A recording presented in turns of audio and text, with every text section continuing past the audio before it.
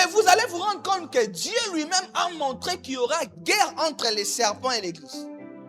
Lorsqu'il les chasse dans les déserts, Genèse 3,15 que nous avons lu, vous avez quelqu'un dit, il y aura à jamais inimitié entre toi et la postérité de la femme.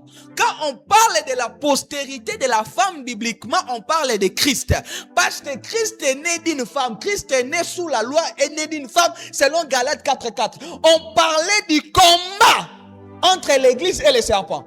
C'est ainsi même que Dieu reconnaît. Si l'église n'est pas suffisamment vigilant, les serpents pourront mordre. C'est Dieu qui parle. Il dit, tu lui mordras les talons. Mais lui, il t'écrasera la tête. J'aimerais donner une bonne nouvelle à quelqu'un. Même s'il arrive que les serpents te mordent, notre coup sera plus grand proportionnellement au coup qu'il va nous donner. Il va mordre les talons, mais sa tête sera écrasée. Je prie l'Éternel que tu écrases la tête du serpent. Je prie l'Éternel. Même s'il arrivera que les serpents te mordent par inadvertance ou manque de sagesse, mais je prie que Dieu te donne la capacité d'écraser sa tête. Dis à ton voisin, le diable agit comme un serpent. Il vient comme un risé. Il vient avec la malice. C'est ainsi dans la vie, vous ne devez pas être malicieux, manipulateur et risé. Quand le diable, écoutez, une des formes d'une possession démoniaque, c'est les personnes risées. Il faut faire attention aux personnes risées. Ce sont des personnes possédées par le diable.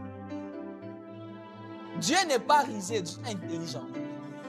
Il y a une différence entre l'intelligence et la malice et la rise. L'intelligence utilise les cerveaux pour de bons résultats. Mais la malice utilise les cerveaux pour contraindre les gens à faire ce qui n'est pas normal. Il y a des gens qui, sans le savoir, sont manipulateurs. Est-ce que pour que ton mari t'accorde seulement l'argent, il faut que tu commences à lui relater les histoires de toutes les personnes depuis le village? Tu veux lui mettre face à une presse, c'est de la rise. Vous connaissez ce type des enfants-là, non? Quand on lui prive quelque chose à la maison, il devient façon. Il tape sur vos nerfs. Ne lui donnez pas. C'est un risé. Il faut casser ça depuis l'enfance. Qu'il plaire, il ne va pas mourir.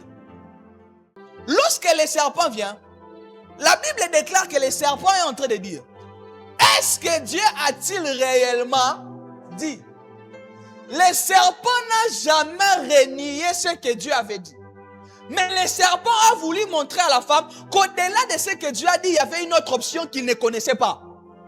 Le problème du serpent n'était pas de leur amener à nier catégoriquement l'interdiction de Dieu. Mais le problème du serpent était de semer les doutes dans la tête de la femme et de l'homme pour qu'ils revoient leur position.